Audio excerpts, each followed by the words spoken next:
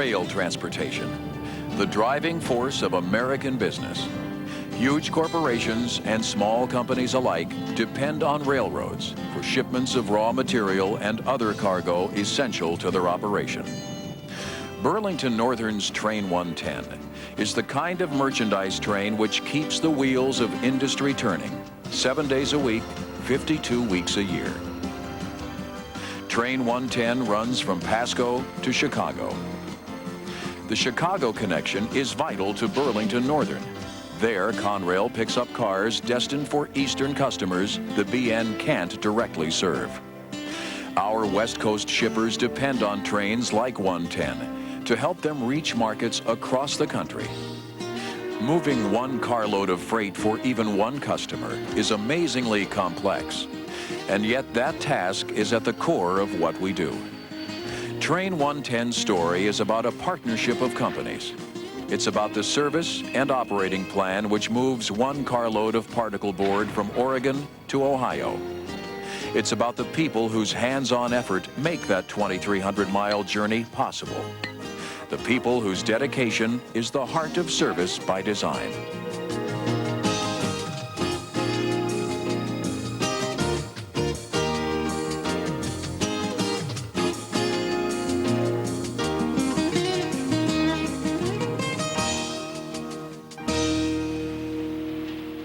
This is where it begins, a factory in Springfield, Oregon.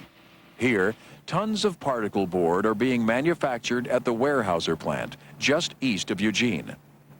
Located in the heart of the Northwest, this plant manufactures a product that is used in many ways. We see it every day in furniture, countertops, even stereo systems. Particle board is made from sawdust and wood chips, resin and wax. It is shaped, pressed, and cut to the exact specifications of Weyerhaeuser's customers. Today, a shipment is being prepared for one of the biggest consumers of particle board in the country, Sauter Industries in Archbald, Ohio. They will use it to make ready-to-assemble furniture. 90 tons of board, 5 by 10 feet, 3/4 inch thick, custom made and custom shipped. For our customers, consistency of delivery is very important. Their inventory is basically in that rail car. If they're up to 3 or 4 days late, it could cause them delays, cost them money, or close them down at the very worst. And that costs them customers, and no business can live without customers. Weyerhaeuser is actually on the Southern Pacific Line, but the company goes to the trouble of loading their product on trucks to get it to BN. That's because BN is able to provide service that meets Weyerhaeuser's most important needs: good equipment, good transit time to the east, and consistent damage-free delivery. All of that at a more competitive price. Plus, BN offered something unique, a guarantee. All the three parties, the marketing, transportation, operations, got together, and we came up with a scheduled transit time, a scheduled delivery time for their cars, in a damage-free environment. Putting it in paper, putting a monetary penalty, which is what Weyerhaeuser required, that they could go to their customer as a partnership and say, here, we can market this, we can give this to you, let's do business. That guarantee of on-time delivery is vital. It means consistent service, and Weyerhaeuser's customer is depending on it. We have to know within just a few hours in some cases when the cars are going to be arrived. Otherwise, we would wind up with a mill having to be shut down for several hours or maybe even a day or more because the cars have not shown up. It takes 4 truckloads to fill a rail car. The trucks are then driven to a reload center several miles away in Eugene. Here at Northwest Reload, the board is carefully placed on a double bulkhead flat car. Because particle board is so heavy, it can only be stacked about 7 feet high. The car is weighed and covered with huge plastic tarps. It may sound strange the way we handle it, by having a truck and a reload and then handling by rail car to the other end, but we offered something that our competitive railroad could not do. we offered the equipment, and we offered the guarantee. So when we come up with ideas or Weyerhaeuser comes up with ideas, we talk about them. Whether we can implement them or not, we try. The car is loaded and ready to go. The BN switch crew has arrived. Car TTPX 81716. It's now on the way. This early part of the trip is important. The car must travel 360 miles just to reach the classification yard at Pasco, Washington. That's where eastbound transcontinental trains like 110 are built. To get to Pasco, the shipment will depend on the efforts of the switchmen and yardmasters to help move the car and keep it on schedule. For the BN service plan to work properly, the efficient movement of cars from the customer to the classification yard is critical. The Weyerhaeuser car will need 2 local trains to get it to Pasco. If it misses a connection, it will also miss its scheduled Tuesday departure and have to wait another day before leaving. That would be a serious 24-hour delay in arriving for the Conrail connection in Chicago. But so far, our car is off to a good start. The physical movement of the car is only part of the story. As the car makes its way to Pasco, there are other things that have to be done. Accounting and tracing work to make sure Weyerhaeuser's load doesn't get lost among the thousands of cars that are moving throughout the BN system. Here at the Vancouver office, the billing for the car is coming in. Weyerhaeuser is billed electronically, or EDI. That stands for Electronic Data Interchange. It means Weyerhaeuser transfers the billing for the car directly from their computer to BN's. It's a paperless system, but copies of the billing can also be printed out. This billing system is just one of many important parts of the service plan for Train 110, and it's all designed with a goal in mind.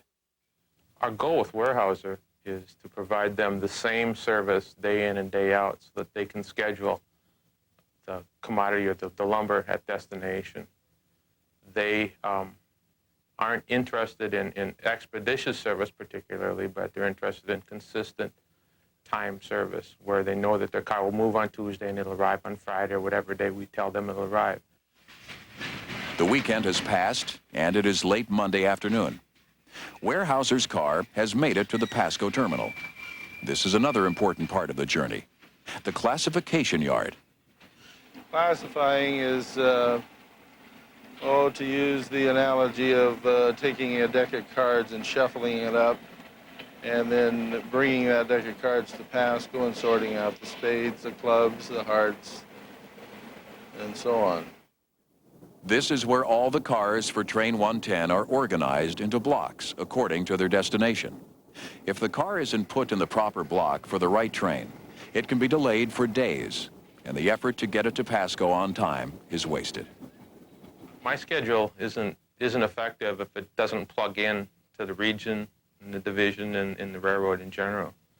So I can move a car from Eugene or Albany, Oregon to Vancouver and to Pasco in record time, consistently to the minute, day in, day out. And if my schedule doesn't mesh with what Pasco has to do with their trains, then I'm just wasting the company's time and money. Keeping track of all these cars is an extremely complex task. That's why Pasco Terminal is so vital to our operation. It's BN's only major hump yard on the West Coast. Some call it the hub of the West. The Weyerhaeuser car is placed in a block of cars making Conrail connections in Chicago. Tomorrow morning, the blocks of cars for Train 110 will be pulled together and taken to the departure yard.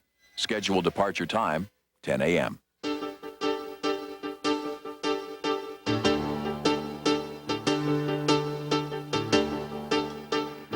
Oh, Pasco? Yes, sir. All right, what time do they figure that 110 is going to be ready to go?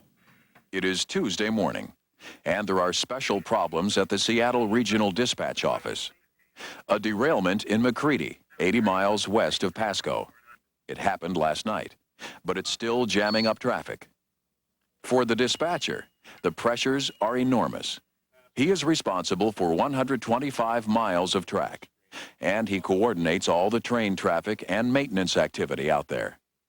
This morning, he has to deal with the derailment, and it's had an impact on Train 110.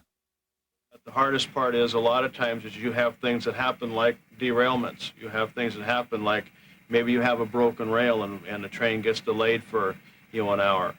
And consequently, because of that, they start falling down and losing time. But it's important to try and keep these kind of trains on the schedule so that we can meet our commitments to the customer. Meantime, in Pasco, the train and crew calls are being made. The derailment is also forcing the people here to make last-minute changes. The engines scheduled to be used on 110 are on a train stuck behind the derailment, far from Pasco. New power must be found. You got permission to occupy the main track, Ainsworth Junction, of Villard Junction. I'll get you permission on the bridge. Permission to go, all right, thank you. It's a hectic morning for operator Gary Wallace. He is one of many people coordinating the effort to find new power and get 110 rolling. They have to work quickly to solve the problems that are threatening the trip with a late departure. Yeah, no, but every train that comes in and out of this yard's got to talk to me. Every train that comes in and out of the roundhouse has got to talk to me. I got to coordinate with the dispatcher as far as moving these trains, because he's got 8 or 10 coming in and I got 8 or 10 leaving, and we got to keep them rolling. Because when they're moving, we're making money. When they're not, we're not. The substitute power arrives. 3 locomotives. The lead unit will be 7151. Train 110 may get out of the yard on time after all. Can we do a warrant here, too? Yeah, I got it ready. Okay, we got a call on a first, 110 of the 6th. The conductor is McHenry, M-C-H-E-N-R-Y, and 2. Engineer is Schoenberger, S-C-H-O-E-N-B-E-R-G-E-R, no fireman. They're all on duty at 0845, 0845, 3 units. Okay, here's a track warrant. Ready to copy, RN. That track warrant is the authorization for Train 110 to be on the main line. The Seattle dispatcher and Pasco operator have been able to solve the problems affecting the train. It's time for 110 to depart.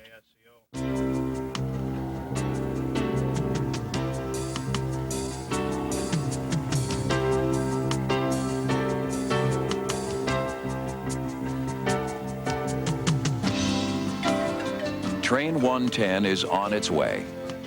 In spite of the problems caused by the derailment, in spite of having to substitute power, 110 departs the Pasco yard right on time. That's good news. There are always unforeseen obstacles as a train makes its way across the country. And if a train leaves late, that puts pressure on everyone else down the line. As 110 passes through the Washington countryside, no one knows what this journey will bring. Will there be long delays? Will the train make it to Chicago on time? Over the next 2,000 miles, Train 110 will travel halfway across the United States, over the Continental Divide, and through the Northern Plains. Based on the service plan for this particular car, the scheduled delivery time to Conrail is Friday morning at 4:15. In order to make it, 110 has to get to Chicago in 66 hours.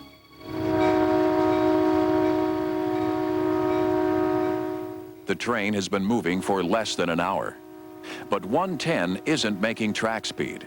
It left Pasco with less power than would normally be used for this tonnage. More power will have to be added later. In spite of the slower speed, there is a signal that all is well, as 110 goes past a failed equipment detector. BN detector, Mesa, temperature 78 degrees. Axle count 308. No defects. Repeat, no defects. But it isn't long until 110 is forced to stop. Up ahead, a maintenance crew is fixing the rail where a weld went bad. It will take some time to repair. So 110 waits. So that's what the delay there is, over. Yeah, okay. Do you have any idea how long it's going to be? It's the type of situation that can create problems for a dispatcher. The most stressful part about this job is when you're dealing with these track people, like these guys that I've been given permits out to. if I don't do it right and I make a mistake, then literally what can happen is I can run a train in on top of a guy that's out there on a motor car or a guy that's on a high rail truck and get him hit. And most of the people that have gotten in trouble on these jobs, that's what's happened. And so it's a matter of you've got to be thinking all the time. After 50 minutes, the crew has 110 rolling again, not knowing that even farther up the line, there's more track work being done. Just outside Spokane, a surfacing crew is doing work on a bridge. Some old ties have been replaced. Now the crew is adjusting irregularities in the rail and smoothing the ballast. This is critical work for the railroad. Well-maintained track is an important requirement for moving trains safely and on time. There is an urgency to this work. The crew is always aware that it's only a matter of time before 110 or another through freight will be coming down the line. Well, we know that, when we get out here, we only have a certain amount of time to get done what we have to do, and we have to plan our work accordingly. There is still some major work to be done, and the clock is ticking. 110 is on the way. As the train moves closer to Spokane, the scenery is starting to change. The farmland is giving way to pine trees and hills. Soon there is another delay. The engineer pulls into a siding while a westbound freight passes by. The crew calls it waiting in the hole. There's only one main line, and someone has to pull over. This is nothing new for the train crew. There are many things that can delay a train. Once you leave the yard, the carmen inspect your train. After that, it's all up to God. I mean, anything that happens, happens. And then that's why we're here, is to take care of it. 110 is almost to Spokane. Just ahead, the bridge where the surfacing crew has just finished working.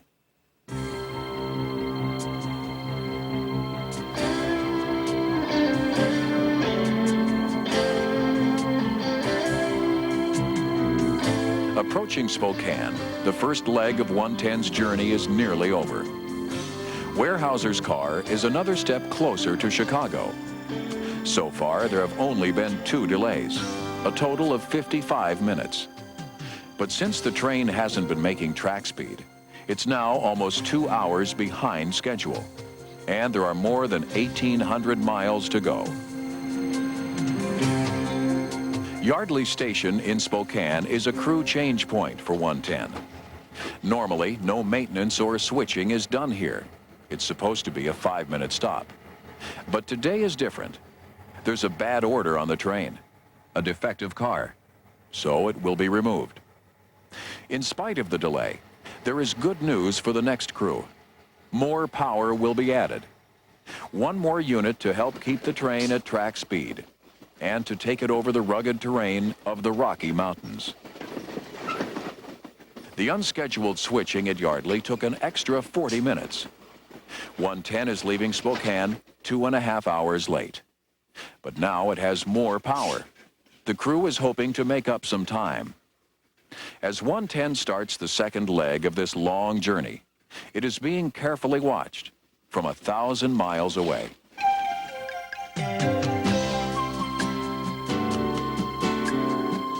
Northwest of Minneapolis, in St. Cloud, sits one of the most beautiful old depots in the BN system. But it now houses one of the system's most high-tech facilities. This is the home of the National Track Smart Center, which is keeping a constant eye on Weyerhaeuser's car. Here at the center, computers track rail cars from the shipper to the delivery point. With thousands of cars moving through the system, TrackSmart allows BN and the customer to know exactly where a specific car is at any given time. Today with TrackSmart, when a car goes bad order or a car is involved in a derailment, the design of the system is to notify the customer when it happens, or as soon after it happens as possible. In the past, that was not possible with our other systems. That's the biggest benefit that the customer can get. It takes the worry out of moving their cars across the BN. The TrackSmart system is automatic. If a car is delayed for some reason, the computer immediately notifies the customer. And BN is very responsive. They call us when a situation like that occurs, and they let us know when the car is pulled out of that situation and it's on its way again.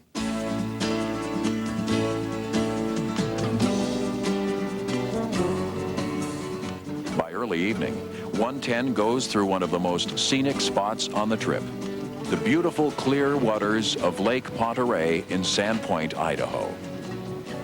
110 has had a few more problems between here and Spokane. So the train goes through Sandpoint and heads across northern Idaho, even further behind schedule. Hopefully, the night will bring a smooth trip and few delays.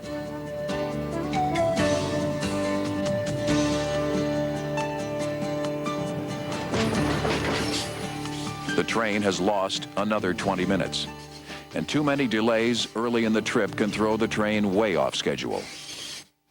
Up the line, more obstacles, including one stop alone where 110 sits in a siding for nearly an hour. They're only 37 miles past Sandpoint, and now the train is 4 hours behind schedule. 110 finally leaves Idaho behind. It's been 5 hours since the train left Spokane, and only now crossed the Montana border. Already it's been a long night. It's the middle of the night in Whitefish, Montana. While the rest of the town sleeps, BN train crews are just now coming to work. We got 5 in there. But it isn't just the train crews who work while others sleep. Railroading is a round-the-clock operation. So for these people at Whitefish Station, the midnight shift is just as busy as the day shift. Earlier, it looked as if 110 would arrive before midnight. But now it's a different story. As Ernie puts it, he fell down, encountered many delays. The possibility of something going wrong, it's a good possibility for something like that to happen, for a problem to occur, because you're dealing with people and machinery and Mother Nature. The train has other problems tonight, but at least there is no bad weather to delay the cargo. I don't think there's any place else on the BN system that has this kind of weather. It gets 30, 40 below, you get bad winds. We work in some pretty adverse conditions, but we still are able to move the stuff, you know, with pretty fair safety record, in my opinion. Tonight, it wasn't the weather that caused extra problems, but a tunnel outside of Whitefish. It filled with toxic gas from diesel engines and had to be flushed out. So 4 hours and 18 minutes late, train 110 finally pulls into Whitefish Station. It's been a long trip for the crew, but for Steve Parsons and engineer Wes Church, the day is just beginning. It will be up to them to try to make up some time. The stop is brief, only a few short minutes, and 110 heads off into the night, across northwestern Montana.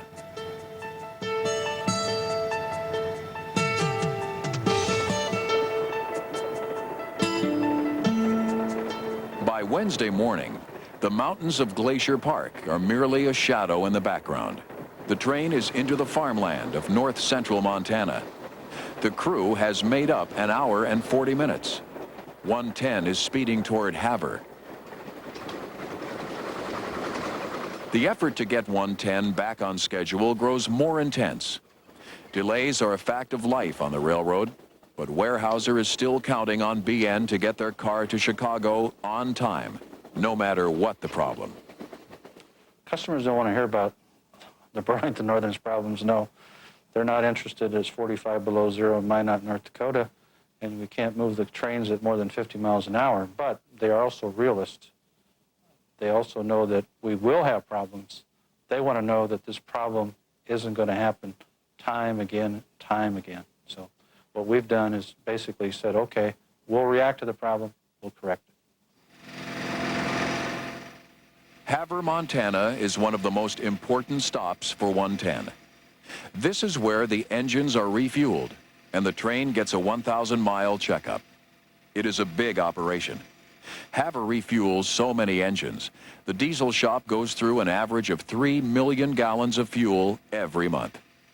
If you have a water leak on a locomotive or oil leaks, which would be FRA, we'd have to cut them off. Using your running gear, your brake shoes, brake rigging, all has to be okay before they can leave Haver. 110 arrived here 2 hours and 40 minutes behind schedule, and there's a lot of work to be done. Haver maintenance crews know they have to work quickly to help get 110 back on schedule. The power is taken off the train for maintenance by the diesel shop. The train is blue flagged, so the carmen can do an inspection. They ride ATVs along the train to spot trouble. Weyerhaeuser's car is in good shape, but the tarp needs to be adjusted and tucked back in. And while this car is long gone from the Springfield plant, it is not forgotten. I think about them sort of as my cars, especially the ones that I have involved in the lease program. And I very much wonder where they are and how they're doing, and whether they're making it through Haver or Shelby or Minneapolis quickly and on time. After all the maintenance is completed, 110 is given the okay to go on. All of this took only an hour and a half. 110 leaves Haver without losing any more time. As it heads east, the train passes through more farmland. This is an opportunity to pick up some more time. 110 moves through the countryside and small towns at a maximum track speed of 60 miles per hour.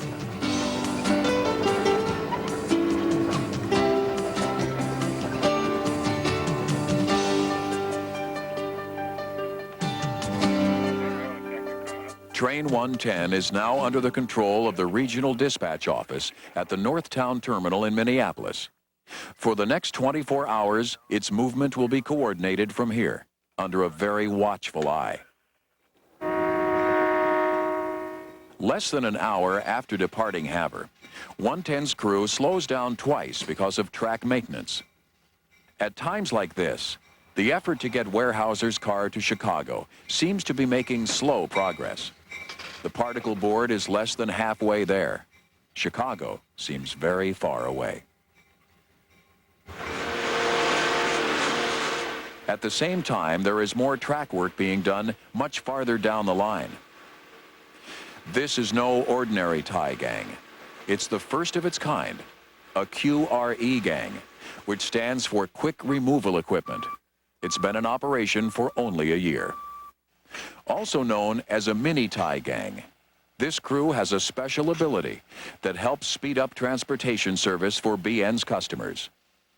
A regular tie gang needs as much as a half hour to clear the track. That can hold up trains. But the mini tie gang can actually lift the equipment on and off the track, right here at the repair site. It means schedules will work better, and BN can keep its promises to the customer. I'm not out here all by myself. We have lots of folks that work with us. And because we can go to a company like Weyerhaeuser or Springfield and say, this is what we can offer. We've got 30,000 people behind us. That's good. Back in Montana, 110 is in the hole again, waiting for 3 westbound trains, including an Amtrak, which races by at 80 miles per hour. Passenger trains have a high priority.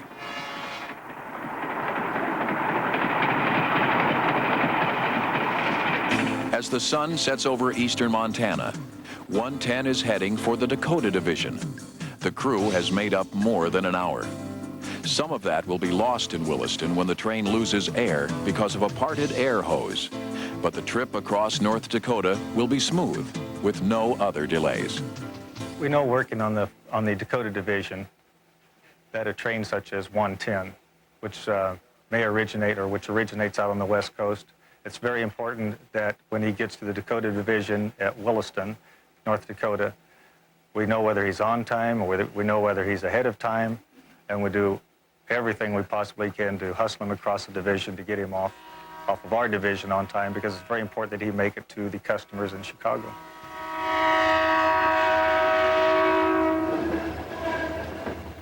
"110 makes it through Fargo early Thursday morning. It's been a good night. Since passing through Minot, the train has made up another hour and a half of time. This leg of the trip brought no delays. Thursday brings smooth sailing. 110 cruises through central Minnesota, making up more lost time. That's good news, because there is a major stop ahead.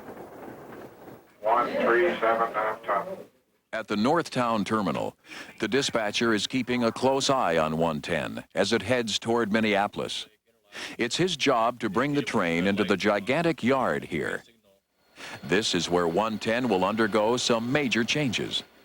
The cars bound for Northtown will be removed, and additional Chicago-bound cars will be added for the last 400 miles of 110's journey. The train will also get another 1,000-mile inspection. The scheduled stop here is for 3 hours, and Train 110 requires more attention than some other trains. Trains do have personality of their own. For example, Train 110 arriving has a personality of you have to stay with that train continually to work it through the different segments of the yard, the different yards, and to get the proper cars on it that we need to. It's something that you have to stay with all the time. If all goes well, the people here may be able to shave an hour off 110's trip. After it arrives in the yard, a block of 57 cars on the back of 110 is taken off the train. They're going to other destinations. The remaining 15 cars, including warehouses, are taken up to be blocked with other cars, making Conrail connections in Chicago. In addition to switching the freight cars, 110's original power is replaced, and the crew will be changed. In its new form, 110 pulls out of Northtown after only 2 hours. It's actually departing ahead of schedule, 6 minutes early, for the first time since leaving Pasco. Back at the National TrackSmart Center, computers are providing up-to-the-minute information on the progress of Weyerhaeuser's car. Right now, it shows the car has departed Northtown. While TrackSmart has been checking on 110, the train has made good progress. 110 is on the home stretch. The night will bring a few delays, waiting for westbound trains. But the race to get Weyerhaeuser's car to Chicago is almost over.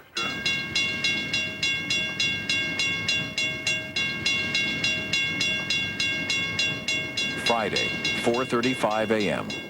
Train 110 pulls into the Cicero yard near Chicago. It has been a complicated trip with a number of delays. The train has traveled an enormous distance. Yet this is a feat that BN people accomplish many times over every single day.